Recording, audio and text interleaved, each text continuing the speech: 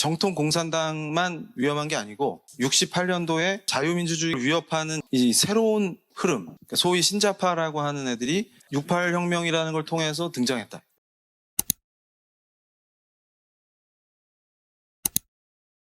프랑스 68 혁명의 현장에서 임종석처럼 열심히 뛰던 분이 이분이 다니엘 콩방디야. 콩방디의 친구들은 지금 정신 차리고 직장 생활 열심히 하고 있습니다. 그런데 결국 자유의 적들로 등장한 신좌파들의 특징이 뭐냐 그러면 철부지 왜 그러냐면 콩방디가 존경했던 분이 마흐노라는 애가 있어요. 근데 이 친구가 뭐냐면 러시아 농민운동을 주도했는데 정통 레닌주의자가 아니에요. 그래가지고 지주와 싸우고 나치하고도 싸우는데 근데 사실 알고 봤더니 이 마흐노가 무슨 짓을 했냐면 유대인 학살과 사회적 폭력의 화신이었어요. 그런데 이 프랑스의 철부지들은 이분이 좋은 거지. 그러면서 또 뭘 하냐면 호찌민이 그렇게 영웅이에요. 왜냐하면 미제국주의와 싸우니까. 한국에도 한 명의 머저리가 있었으니 베트남전에서 미국이 지는 거 보고 짜릿했다는 분이 한 분 있어요. 호찌민 너무 멋있어요. 그러는데 그분이 우리나라 대통령이에요. 그러니까 나라 꼴이 이 모양이 되는 건 너무 자연스럽지. 근데 꽁방디나 그 친구들은 정신을 차렸는데 얘들은 아직도 정신을 못 차렸어. 그러니까 그만큼 철이 들든 거지.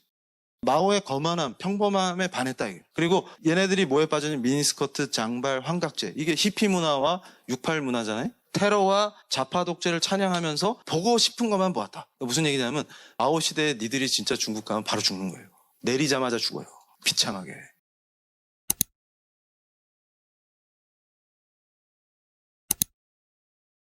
이분이 이제 마르쿠제라는 분인데 이분을 뭐라고 소개할까 그러다가 내가 이걸 딱 뽑았어. 플레이보이에 등장한 마르크스주의자. 그러니까 원래 마르크스주의랑 플레이보이는 안 어울려. 왜냐면 이거 중국 공산당이 봤으면 큰일 나. 얘네들은 미제국주의 사탄 마귀의 세력인데 얘네들이 볼 때 그런데 여기에 딱 출연하셨어. 마르크스주의자인데 폼나게 딱 담배 피우시면서. 그래서 교수들 중에 플레이보이에 출연한 유일한 인물이. 이분이 뭐 나름 섹시하셔서 출연한 게 아니고 이론 때문에. 이분의 특징은 뭐냐면 이놈의 기독교가 왼수인. 그래가지고 기독교를 중심으로 한 서구 문명의 성적 끈기. 그러니까 뭐냐면 로크가 등장하고 자유민주주의가 형성될 때 개인의 자유를 보장하지만 하나님 앞에서 자연법을 인식하는 윤리적 책임 있는 개인이잖아요. 그러니까 이 사람들이 계속 스트레스를 받는 거예요. 뭐냐면 사고를 치면 안 돼. 그래가지고 프로이드한테 짜증이 나 있는 거예요. 왜냐하면 아니 뭐 프로이드는 무슨 동성애니 근친상간이니 서구 기독교 문명에서 금기시하는 거를 자꾸 병원에 와가지고 진술하는 건 괜찮은데 하라는 얘기를 안 해주는 거야. 짜증이 나. 그래가지고 이분들은 해라 이렇게. 그래서 플레이보이에 나가신 거예요. 인기 짱이었다 이 시대에. 그래서 근데 이분이 했던 얘기 중에 제일 쇼킹한 게 뭐냐면 고임금을 받는 노동자들이 인류가 억압에서 해방되는 길을 막어. 그래서 제가 이걸 끄집어낸 거예요. 그래서 민주노총이 혁명의 장애물이야. 마르쿠제 논리에 따르면. 그러니까 고임금을 받거든. 자동차 노조, 중공업 이런 분들이. 그리고 엄청난 복지 혜택을 받아요. 그러니까 이분들이 혁명의 장애물이야. 그래서 제가 그랬어요. 좌파 여러분 저와 손잡고 민주노총을 해체시킵시다. 혁명의 장애물입니다.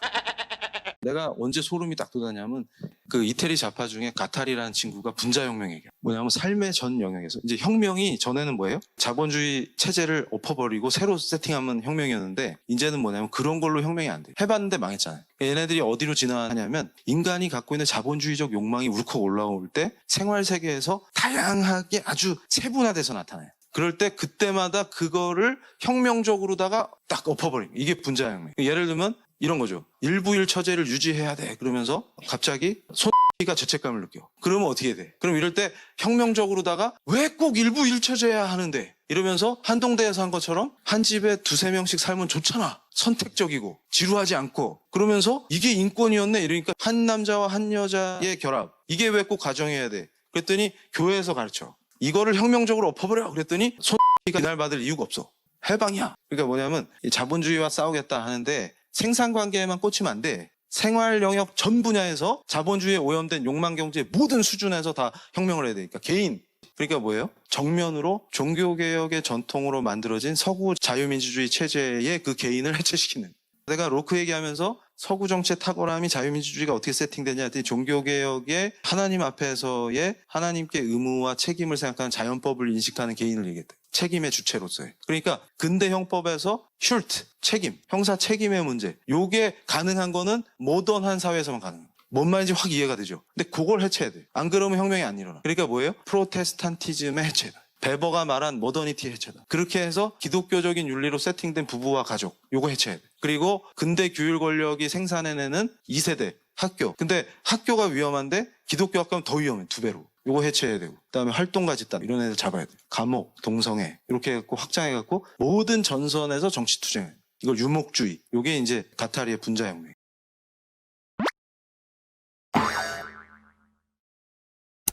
그 청교도의 위대한 존 오웬 시리즈 있잖아. 이걸 보다가 와, 회심한 다음에 시리즈 은혜를 받는데 신자에 내주하는 죄. 왜냐하면 죄에 꽂혀 있었거든. 믿는다는 나란 존재는 왜 죄에 무력할까 이러면서 그걸 읽는데 와, 시리즈 폭발 은혜가.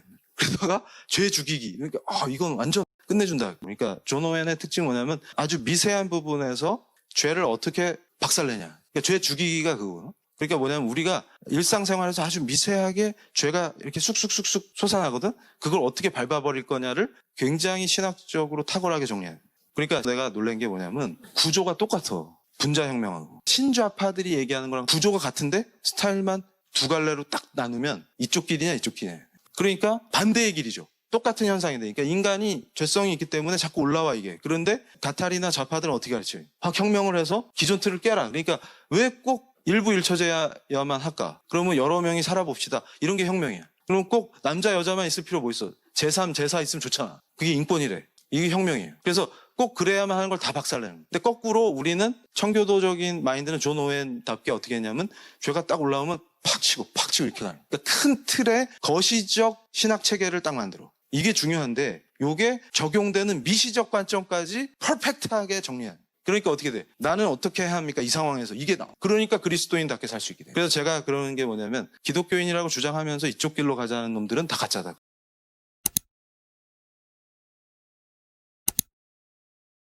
이 친구가 그람시인데 되게 착하게 생겼죠? 이런데 속으면 안 돼, 이 눈빛에.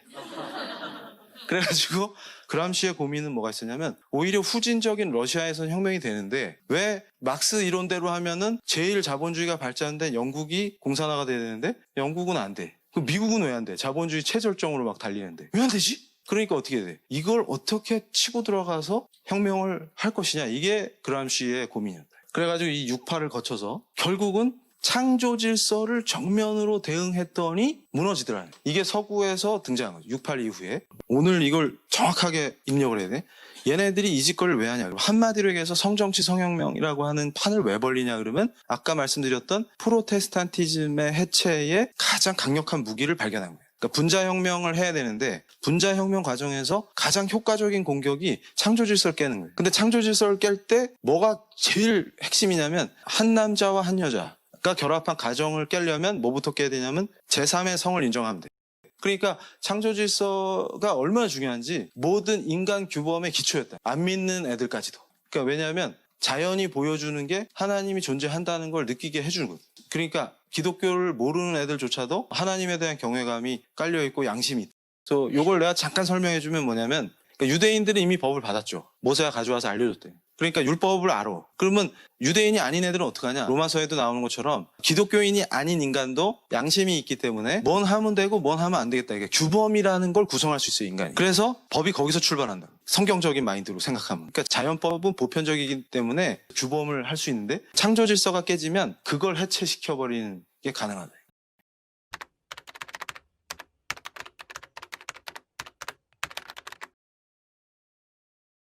그래서 세속법, 그러니까 입법부가 주도해서 만든 실정법보다 뭐가 중요하냐면 크리스찬한테는 자연법이 더 중요해요. 이 하나님의 자연법을 공부하다가 처벌받는 게 은혜죠? 그 이유가 있어요. 너는 책임질 수 있는 애라. 굉장히 좋은 거야. 슐트, 아까 얘기한 거죠. 종교개혁의 정신, 책임질 수 있는 애냐. 그래가지고 제가 어제도 우리 청년 스터디 할 때 예를 들어줬어. 꽃 하나 꽂으면 괜찮아. 범죄를 해도. 왜 꽃 꽂은 거 안 보여? 이렇게 돼. 그러니까 걔는 괜찮아. 책임을 안 물어. 왜냐면 꽃 꽂았잖아. 그러니까 한정치산자 이런 거 되면 책임 안 져도 돼. 금치산 이런 거 되면.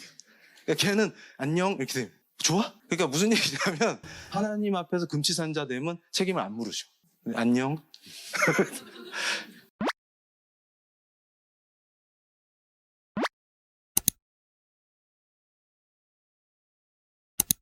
예를 들어서 로마서에 어떤 놈이 나와요? 나쁜 놈 셋이 나와. 뭐가 나오냐면 악을 행하는 놈, 그 다음에 그거 옹호하는 놈. 그러니까 궤변 일삼아가지고 악을 악이 아닌 것처럼 해는 놈. 그게 이제 옹호자지. 그 다음에 위선 떠는 놈. 위선 떠는 놈이 어떤 놈이에요? 지가 비판하는데 지도 그 짓거리 하는 거. 이 세 개거든. 그리고 성윤리하고 하나님의 정의 구현, 요게 두 가지가 아주 핵심이에요. 무슨 얘기냐면 지구상에서 창조 질서를 대적하고 기독교 윤리를 파괴하려고 하는 세력은 항상 요 세 가지 패턴으로 나타나면서 성윤리를 공격하거나 미시파트, 하나님의 정의 구현을 방해한다. 요 구조예요. 딱. 그러니까 로마서를 정확하게 이해하면 정말 탁월하네요. 다 이해가 된다. 근데 그걸 모르는 게 헛짓함. 그 화우에서도 어떤 질문자가 전도사였는데 그 왜 동성애는 인권인가 이런 거 막 강의하고 다니네. 그래서 인문학 강의 이래가지고 인문학도 그렇게 무식한 사람한테 들으면 안 됩니다. 근데 나한테 뭐라고 질문했냐면 구약은 동성애자를 죽이라 그랬는데 그럼 죽입니까? 이런 거. 그래서 내가 또 뭐라고 했겠어. 닥쳐라. 그래서 너는 그럼 유대교 전도사냐? 내가 그랬거든. 근데 그게 무슨 뜻이냐면 칼빈이 자연법 설명한 걸 이해를 못해. 그러니까 토마스 아퀴나스 자연법만 생각을 하고 개혁주의하고 자연법은 매칭이 안 된다고 착각하는 거예요. 근데 기독교 강요에 탁월하게 정리가 돼 있어. 하나님의 도덕법은 폐기되지 않습니다. 예수님 다시 오실 때까지. 근데 뭐만 바뀌냐면 재판법하고 의식법은 바뀌어요. 그러니까 다시 말하면 동성애를 한 자를 어떻게 다룰 것이냐는 바뀌어요. 시대가 바뀌면. 그러나 그게 죄이냐는 바뀌지 않는다. 이해가 됩니까 이제? 김근주 박사를 내가 비판했던 게 뭐냐면 창조 질서를 부정하면서 하나님의 정의와 공의를 얘기할 수 없습니다. 무슨 말인지 이해가 되죠? 창조 질서와 창조 목적을 부정하는 사람은 하나님의 정의와 공의를 말할 수 없어요. 여기서 이 포이어바가 되게 중요합니다. 포이어바의 핵심이 뭐냐면 소외예요. 소외. 인간이 소외됐다. 그러니까 이게 도대체 왜 기독교와의 싸움이냐면 소외의 핵심을 기독교를 얘기하는. 그러니까 막스가 등장하면서 포이어바를 공격한 게 뭐냐면 너는 왜 소외 얘기를 한 건 줄 알았는데 진짜 소외가 핵심인데 왜 종교에 국한해서만 얘기하냐 이렇게. 그러니까 막스는 뭐냐면 생산관계를 통해서 노동의 문제를 파헤쳐서 노동소외를 얘기하는. 이 소외감을 부추겨서 혁명하는 게 구조가 똑같아요. 그래가지고 실존주의가 왜 나오냐면 이 소외감 때문에 나오거든요. 그러니까 사르트르 같은 친구는 막스 플러스 실존주의야. 루이 알티세르는 구조주의 플러스 막스고 성정치 얘기하는 라인은 마르크스 플러스 프로이드고 그런 거야. 그러니까 그럴 때 다 본질이 소외거든. 근데 실제로 사람이 소외돼 있어. 그러니까 실존적 인간은 소외돼요.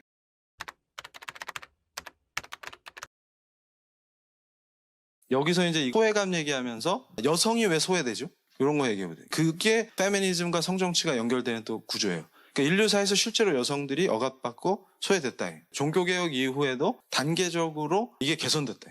그래서 제가 지난 시간에 뭘 얘기했습니까? 그 정의론 얘기하면서 가치 중립이 가능하냐, 인간 사회에서. 그럴 때 가치 중립적 관점에서 힌두교든 이슬람이든 오케이 이러면 안 된다 그랬죠. 왜냐하면 그게 여성을 차별하는 구조로 세팅된 상태에서 여성 인권을 얘기하는 것 자체가 넌센스잖아. 그러니까 힌두교적 여성관이 해체되고 이 법이 세팅됐다고 바로 해체되지 않아요. 이 관습까지 날아가려면 시민사회 전반에서 몸에 배야 돼요. 그래서 여기서 이제 개념을 정확히 정리하고 가면 젠더, 섹스, 요걸 내가 딱 정리해 줄게. 섹스, 생물학적인 성 맞지? 그럼 젠더, 사회문화적 성이죠? 그러니까 젠더면 무조건 50 몇 개 이게 아니고 잘 생각해봐요. 조선시대 김여인이 있어. 그 다음에 우리 미래인재, L정책연구원의 핵심 브레인 가 있어. 그러면 김여인과 는 생물학적으로 섹스가 동일하죠. 피메일이지. 그러면 동일한 젠더라고 생각합니까? 그러니까 조선시대 여성과 가 같아? 그게 무슨 얘기냐면 조선 사회가 규정한 여성성이 있죠. 그러면 전형적인 그 성 역할이 롤이 주어져요. 사회적으로, 문화적으로. 그러니까 칠거지약 이런 거 규제를 하고. 근데 지금 칠거지약 있어요? 없잖아. 그러면 달라. 그러니까 그걸 뭐라고 표현할 수밖에 없어? 젠더라고 표현할 수밖에 없는 거예요. 그러니까 그게 무슨 얘기냐면 여성은 이것만 해야 돼 이렇게 성 역할을 정하는 게 시대의 흐름이 있다는 거예요. 근데 내가 가끔 깜짝 놀랐던 것 중에 하나가 뭐냐면 박사과정하는 여학생이 있거든? 근데 이 여학생이 이제 결혼 정년기가 됐어. 연세 드신 목사님한테 상담을 하는 거예요. 저는 어떻게 해야 될까요? 그때 목사님이 빨리 공부 그만두고 결혼해라. 그리고 집에 들어앉아라. 뭔 소리지? 그리고 또 다른 분들한테도 여자는 집에 있어라. 그래야 이게 균형이 맞고 조화롭다. 그리고 네가 돈을 안 벌어야 남편 기가 살고 열심히 돈을 벌지 네가 돈 벌어오면 저놈이 게을러진다. 그래서 이래야 조화가 맞는다. 그래서 내가 듣고 있다가 이게 맞는 상담이야 뭐야 이게. 근데 또 나는 또 이게 권위를 존중하기 때문에 말은 못하고 그러니까 무슨 얘기냐면 잘 보세요. 그게 유교야 기독교야. 유교적 성역할에다가 갑자기 성경을 연결시키니까 엉망진창 해석이 나온다. 제가 언제 정신을 차렸냐면 지금 우리 부부가 활약할 때 그 돕는 배필이라는 게 뭘까? 근데 그거 내가 좀 이해를 했다. 사역하면서. 그게 뭐냐면 저분은 절대 자기 의지를 굽히지 않는 초창기의 핵심 페미니스트였어요. 그래가지고 내가 정말 힘들었다. 그래가지고 문중에서 뭘 하는데 선산 있잖아요. 거기 가가지고 유교 관행을 엎었다. 문중에 거기 이렇게 보면 옛날 선산의 무덤 보면 막 한자로 써 있잖아요. 무슨 대부아 이 뭐뭐. 근데 옆에 숙부인 뭐 밀양 박씨 뭐 이렇게 나오잖아요. 그때 저분이 딱 이제게 어브젝션 이러면서 여자는 왜 이름이 없어요? 근데 여자는 이름이 없다. 할아버지가 한참 이 할아버지가 그러니까 말도 안 돼요. 그러면서 너네도 이제 죽으면 여기 묻혀야 된다. 이 시기 때문에. 그랬더니 전 안 할래요. 내 이름 안 써주면 안 들어가요. 그래가지고 할아버지 다 난리 났다. 그래서 어디서 저런 애를 데리고 왔냐. 저분이 참 거시기하다. 그래가지고 나도 거기서 엄청 쫄았는데 저분이 워낙 당당하니까 할아버지 다 제압했다. 집안 할아버지들.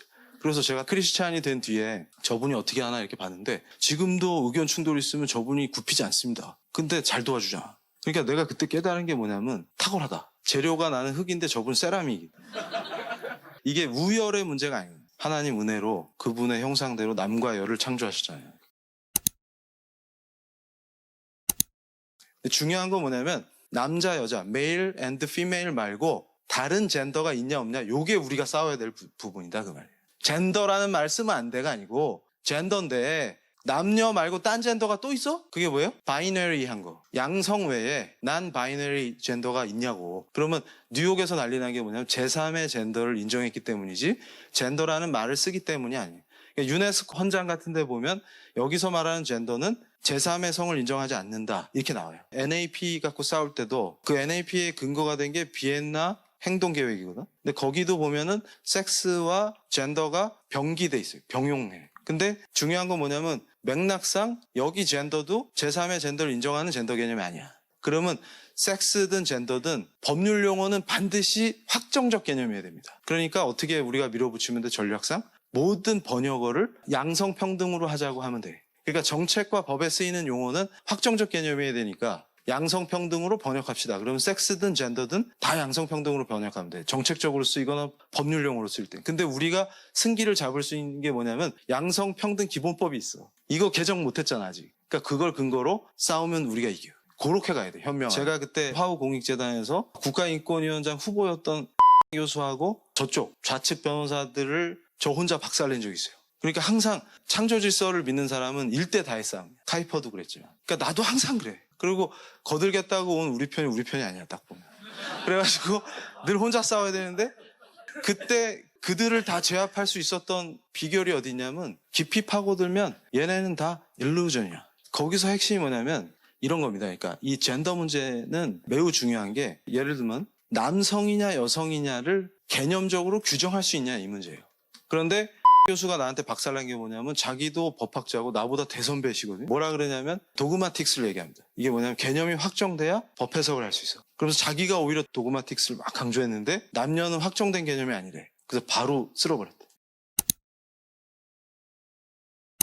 섹슈얼리티는 성충동이나 성욕을 포함하는 개념입니다. 예를 들어서 지금 우리 쪽 활동가들이 섹슈얼리티라는 단어만 보면 또 흥분해가지고 이거 또 나쁜 거야 막 이러는데 그게 아니에요. 그러니까 섹슈얼리티라는 단어를 써서 문제가 되는 게 아니고 이 기독교적 전통 안에서 섹슈얼리티를 부정한 적이 없어요. 그럼 중요한 건 뭐냐면 도덕적 섹슈얼리티만 인정한다 그 말이에요. 혼인 관계에서의 도덕적 섹슈얼리티. 그러니까 불륜하면 안 돼요. 죄지 그게.